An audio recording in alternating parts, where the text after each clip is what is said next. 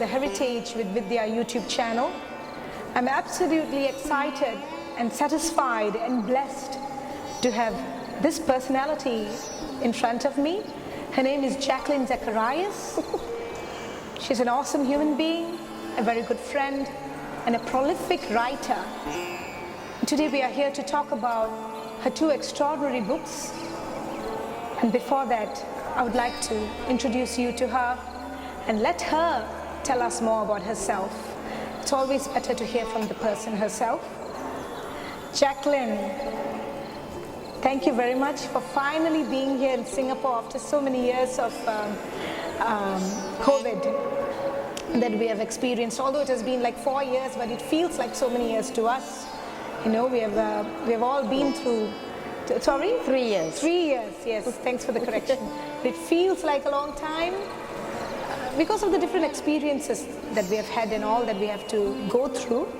And it was challenging, but then you've made up for all that by your presence here, Jacqueline.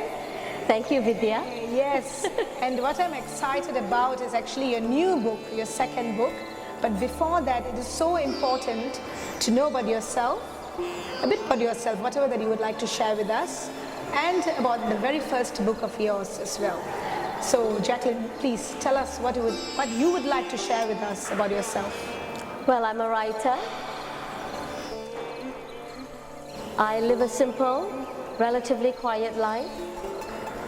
I like to go walking. I like to dance. And I like to cultivate the art of being peaceful inside myself, so I can listen to myself. And when I listen to myself, then I'm able to write. That's beautiful. Thank you. The art of peace, the pursuit to attain peace. You switch off everything else around you, and then you hear. And that's when you really hear, isn't it? Yes. Yeah. And is that how you start your writing process, Jacqueline? How does it start? It actually doesn't start with me. It starts from somewhere, and it just comes through. In the case of this book, of Serpent Born.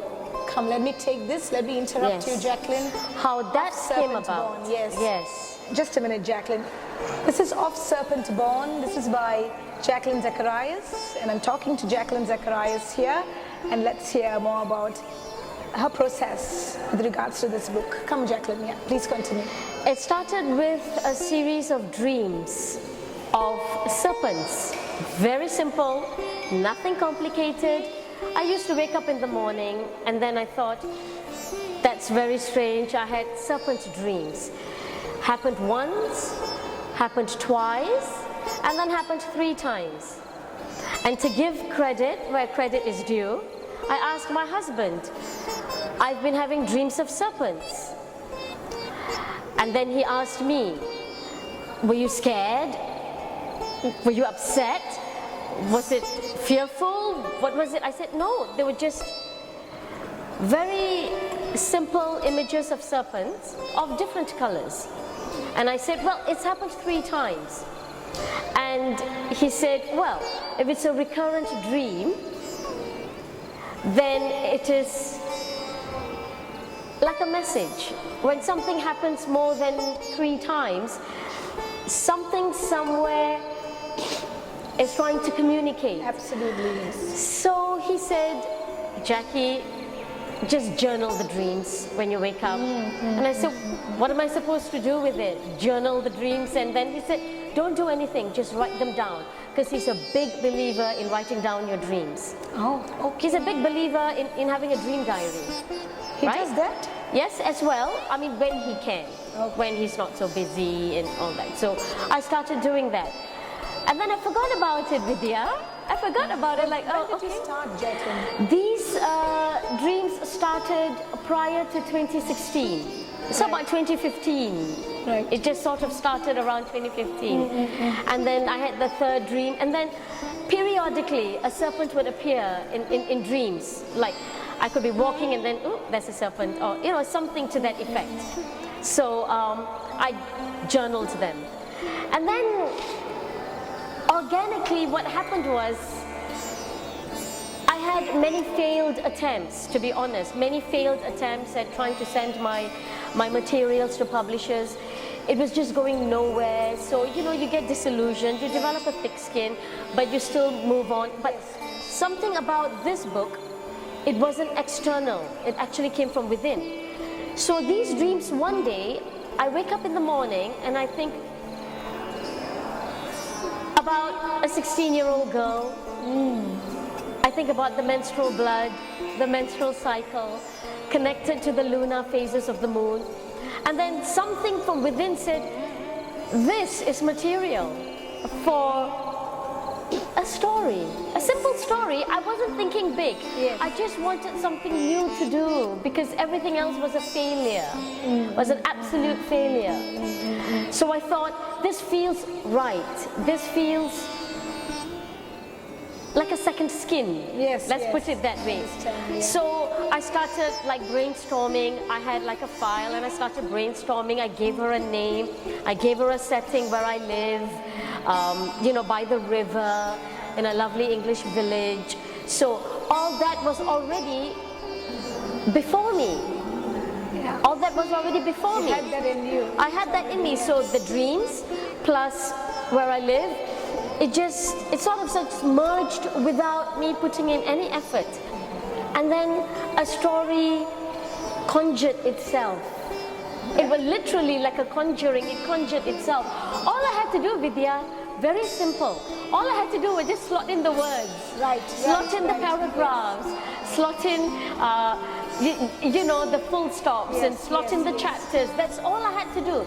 Everything else was just visions and images, and some of the dream sequences that you read in that book, Very they were beautifully also based, articulated, yes. yeah, because it was from within, and they just emerged. Were they your dreams? Many of them were, yes, many I of them thought were. so. Yeah, many of them were from within. So something told me you can't fake it. You know, like the other stories that I did, I mean, I give respect to all the stories I did and they never saw the light of day.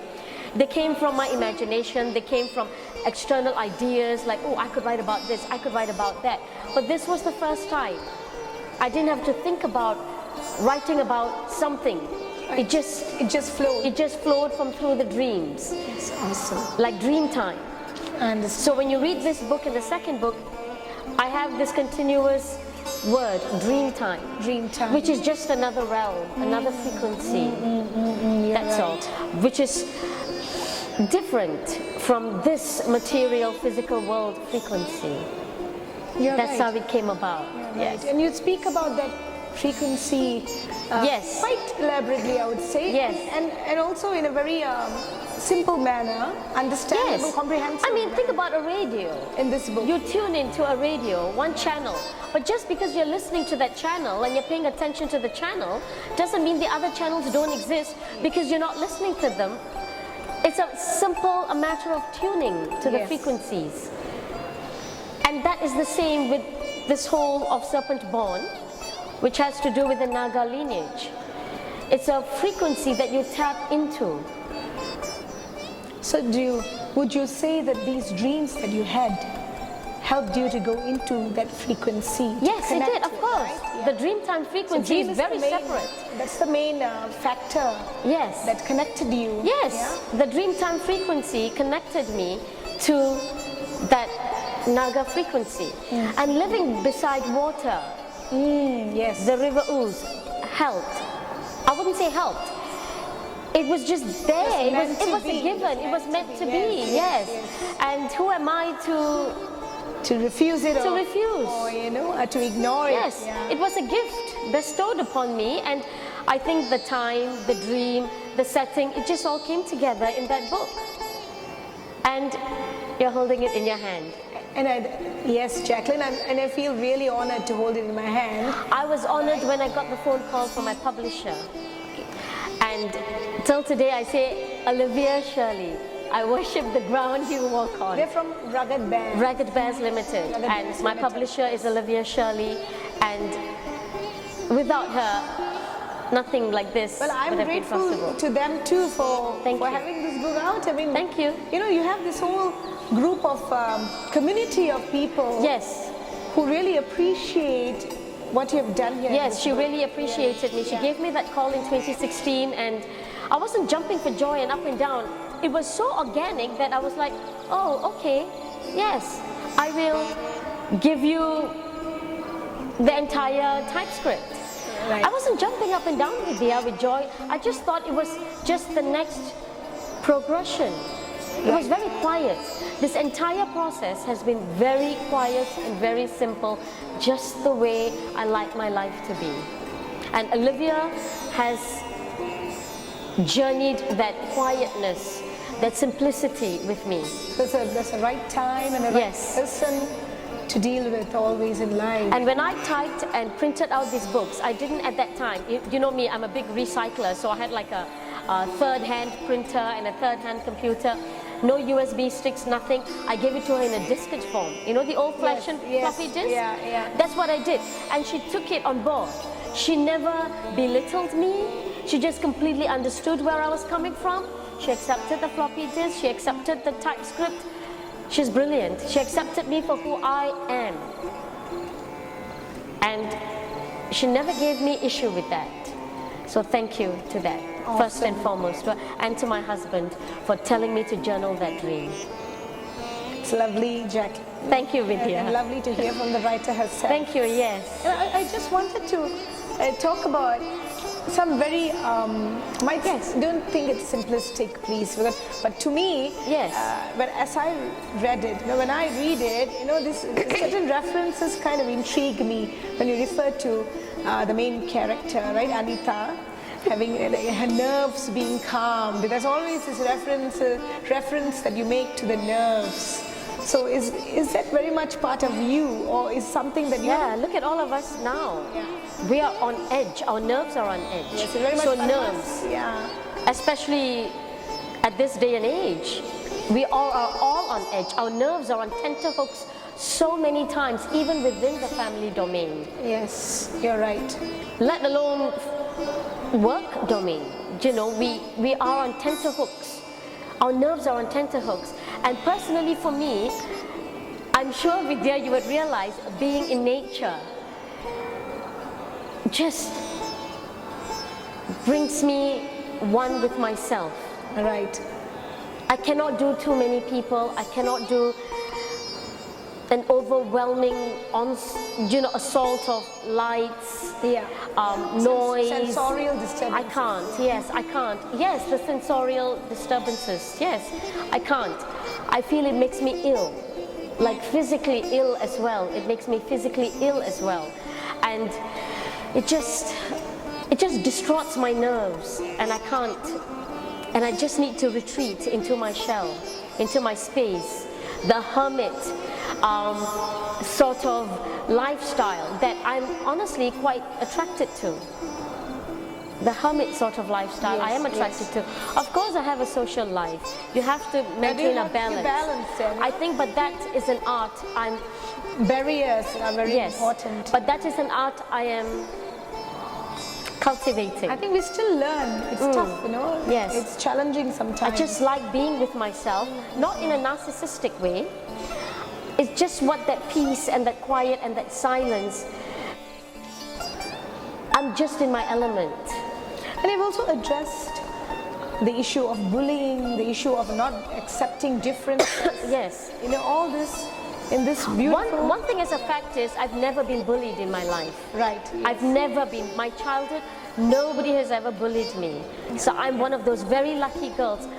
Despite the height, you would think, oh, if you're small, somebody. No, I was never bullied in my life. Yes. Throughout my entire school years and my adult years, people have been they are relatively very good and kind and helpful in my life. That's awesome. That's a blessing. I was never, yes. No, that aspect of Anita No, but the fiction. reason why I'm addressing, why I'm mentioning this is, it is important I think it is imperative that you actually addressed these issues. I did, yeah. You know, and that's what my publisher said. yes, yes, it is important because it's happening always, everywhere.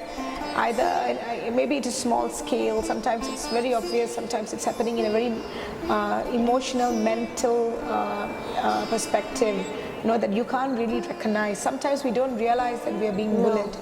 Many times we don't realize that we are being bullied, you know, emotionally and mentally, or even psychologically, of course. That is why we need time to reset. So we retreat into a space where it's quiet and peaceful, whether it's nature or whether it's your bedroom and there's darkness and silence. We have to learn to retreat so we can reset our nerves. Right. And maintain a balance, because when you don't do that, I think the consequences can be horrendous. The consequences that you speak about, you get to know about it, you realize it quite late in life sometimes, you know. You know, the consequences that how would I say, the torture that nerves go through sometimes, you know, that kind of thing, that occurrence. Usually you realize the effects of such occurrences only later in life, you know. And you've lost so many good years when you could otherwise be being creative, loving, just having simple, clean fun. And we lose that time. So to actually, as an extension to what you have said, so I feel that it is important and it is significant that you have addressed that here. Thank you. And also in a storyline that is relatively simple and something that people simplicity relate. And brevity is a skill. Yes, and then you don't realize that the issues that you're addressing here are actually, how would I say, they have a larger impact on people's lives. I hope so, Vidhya. But then when you read it, because I couldn't stop reading, it was such a, it was so interesting. It was like watching a movie, you know. It's like you had to read, you must know what's happening next, kind of a thing. So that's the kind of experience that I've had with this book. Thank you. And I'm actually reading it again now, and I've bought more copies as gifts to my friends, and I have people still buying them in my circle, of course, right? Of course, there's a larger community. And there are many things that I would like to speak with you about this book, but then I will do it privately, right? Because it can be very personal. Serpentine connections could be very personal too, don't you think, Jacqueline? Skin changing, especially for females. Right. You know, with the expulsion of our monthly blood. I would like to hear that from you, Jacqueline. Well, it's just a form of shedding. We shed our blood like the way a serpent sheds its skin. What's this connection that you feel as a writer between the Almighty Mother Goddess, regardless of race, language, religion? Yeah. The female energy, the almighty female energy, and the regular female element that we deal with on a human level, and the serpent. I tell you, Vidhya, I think as females, I think we have disconnected ourselves from our femininity. And I say that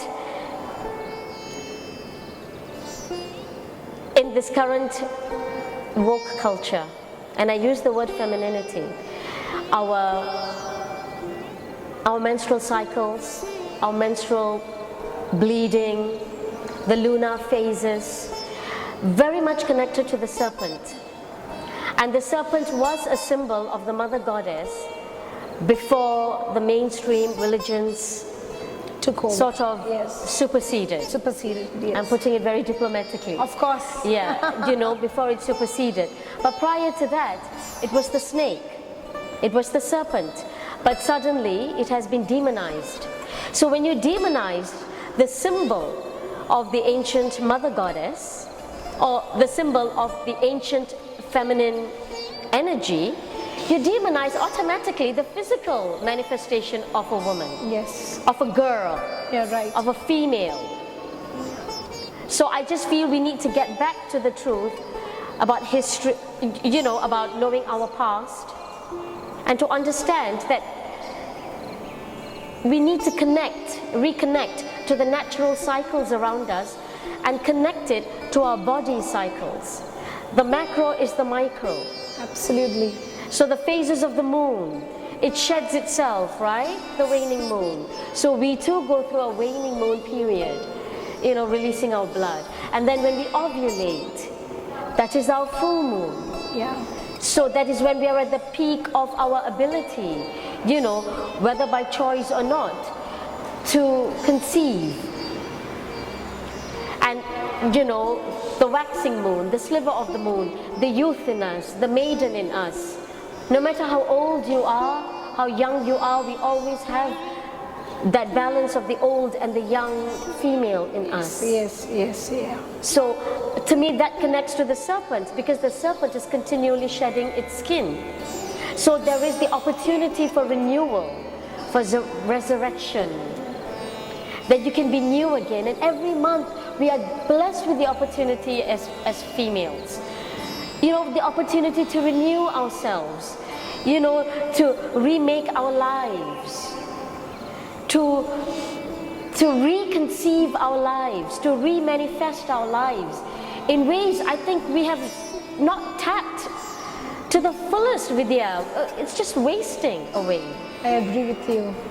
You know, you grow up and girls are like, oh, it's my period this, oh, it's my period that. There's always a moaning and a groaning going on about a menstrual cycle. Actually, instead of tapping into the power of the women's I blood. totally agree with you, because because this is not by choice. It could be culture, mass media, parental tradition, I don't know. It's biological shedding that happens with the menstrual cycle. Yes. It's not a choice, right? So when we despise it, and give it nicknames or cruel names. She's on the rag. You know, things like that. It's like, I'm not saying do away with it. I do want freedom of expression for everybody. But what I would like is for females to teach females how to connect to the power of our personal lunar cycles. Yes, yes, yes. I love the way you put it. Yes. It's a very personal. Nobody's going to do it for us, Vidhya. Yes. We got to do it for ourselves. Yes. And we will start it. I hope so. From today, and we will get our clan to start it too. You're very sweet. Yes, thank you. Now, Jacqueline, I will move on to your latest book, okay? Yes, please. And I'm going to look at the camera now, okay? This is Of Serpent Dreams, and this is Jacqueline's... The sequel. The sequel to Of Serpent Born, and this is fresh from the press. And let's hear about it from the author herself. Come, Well, Jacqueline, tell us more. This is Anita's extension of her powers, of her Naga powers. Of course, it's a sequel. Okay. So here she discovers about her bloodline, her Naga bloodline. She doesn't know what to do with it. She's coming to terms with it. It's like an identity crisis. We all go through that as teenagers. Now, in the second book, she's got it. Like, okay, I can't fight who I am. Which is also another it's empowerment. Yes, an empowerment for us as people. Like, let us accept who we are. Like, don't fight it, don't resist it. Yes, right? absolutely. So this is Anita. She's accepted it. Now she's got a destiny to fulfill. Now her calling has come into full gear now. So she's got her first, let's say her first job. Oh, okay. Yeah, her first job as a Naga. Wow. Okay. But yes, and that has got to do with the environment. I love ancient woodland, ancient forests, and where I live and in the UK, you know, you've got forests and woods thousands of years old. And you take regular walks. I take regular walks, and what's happening now is the decimation of this ancient woodland that is happening across the globe. Ancient trees are being chopped. Okay, we all know that. I'm not going to get into that. So what Anita has to do is save a patch of very ancient woodland near her place. And how she goes about it is very controversial, because she's still a young girl. She wants to hold her own ground. She doesn't want to take advice from anybody. And she's not a saint. let me assure my readers, Anitha is not a saint. She makes mistakes, and some of her tactics... Just like all of us. Yes, right? and some of her tactics are very questionable. She can be vengeful. She's a very angry girl. I remember myself as a teenager, I was very angry. So that's another connection I have with Anitha. And her anger, her rage, her sense of injustice might sometimes not come out in very saintly ways, and her strategies might not be very saintly. So what I would like the reader to know is she is not the good girl who saves the day at the end of the day. She gets good help from the people around her. She is a very flawed character. That's what I love about her. Yeah. She is so flawed, and she is so annoying. That's so close to, that's reality, that's real. Exactly. She's real, isn't it? Yeah, exactly. She is real. She's flawed, she's angry, sometimes she doesn't think well, she feels a bit too much. She's always, you know, having altercations with her mother, and she's just flawed. And that's how I wanted to portray my main character. Excellent. Yes, but she's surrounded by good people, which I can say about my life. Yes. Yes, I have been blessed with very good people around me. And it's not always I take their advice or their good wishes to their, you know, to their chagrin, but that's me, that's her. That's everybody. That's awesome. That's right? Awesome. Yeah, thank you. Yeah, that's how it should be, Jacqueline. I mean, a character that you put into what we deem as fiction is actually not fiction. No. You know, Jacqueline. Yeah. You know, for me, you know, fiction. There's more truth in fiction than in non-fiction. Many times, I've encountered that. Within me when I read. Yes. I can only speak because sometimes the truth can only be couched in fiction. If not, you open the doors to controversy.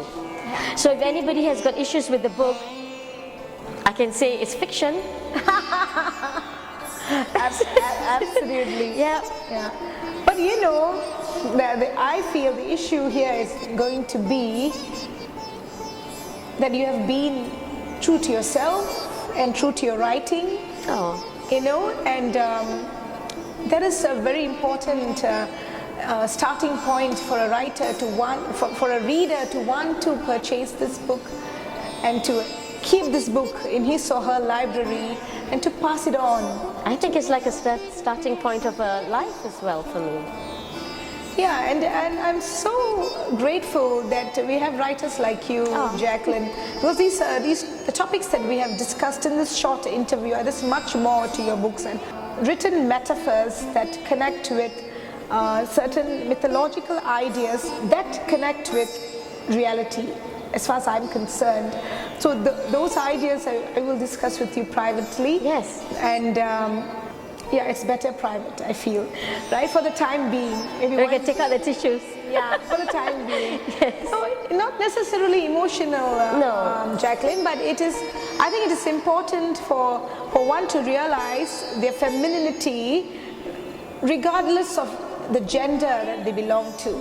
We all have the feminine in us. Absolutely. And that has to be realized. Like in your today's exhibition, the men conjuring such beautiful images of the feminine spirit. Absolutely. I love that. So I connected to your exhibition today, such marvelous men in our midst who have painted women in such sensitive, delicate light. I love that. Thank you so much, Jacqueline. No, thank you. And you have been a sweetheart, a very strong, down to earth. No, I think I'm swimming in the waters, navigating. No. Oh, okay, down to water. Yeah, down to water, right? yeah. Down to water. Because sometimes I don't feel the ground, you know. And I think that's okay. I think that's okay too. Right? I've learned that Vidhya in life. You're still in the universe, Jacqueline. Yeah. But I learned something else in life is it's okay not to know.